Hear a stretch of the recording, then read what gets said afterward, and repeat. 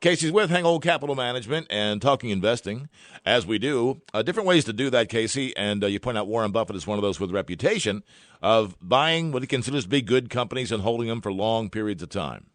Yeah, he's got a great track record, and a lot of people do look to his style, buying good companies, holding them forever. Now, truth be told, he does sell or reduce his holdings sometimes, and while buying and holding good companies for a long period of time is a good strategy, sometimes you have to understand, maybe sell or reduce your position.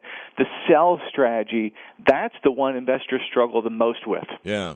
Because they're admitting to a degree they got it wrong, they made a mistake or whatever, but not really. I mean, you have three solid reasons as to why you might want to sell. Yeah, number one, you don't understand what you own. And we talked about this recently when we're talking about mutual funds and chasing hot fund managers. Maybe you bought a stock because of a hot tip or some great technology like cloud computing, or you see smartphones taking off, or you want to get a piece of the action. If you have no way of evaluating whether the investment is good, bad, or indifferent, then you have no business holding the stock. You need to sell and get out. Yeah. And also increased competition can affect the stock you're holding on to. That's right. Things change over time. Years ago, Blockbuster was a great company in the industry, and obviously things changed in the marketplace. So you have to look at those prospects over time. And stocks sometimes become very overpriced. You can have a good company, great franchise, that gets ahead of its fundamental measures.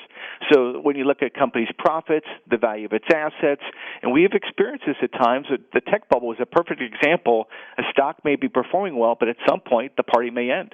Yeah, it's easy to see that in hindsight, too. But bottom line is you got to spend time paying attention to your investments, unless you're like me and somebody else watches those for you. That's right, and you have to understand what camp do you fall into. And Jim Cramer, a lot of people have mixed opinions on him, but I think a piece of wise wisdom he has is it's so true. You have to do your homework, like you said, and it takes time. It takes several hours a week to stay on top of a portfolio of individual stocks. So you have to look and say, hey, am I a disciplined investor? Do I need to hire someone? Do I have the time to do it?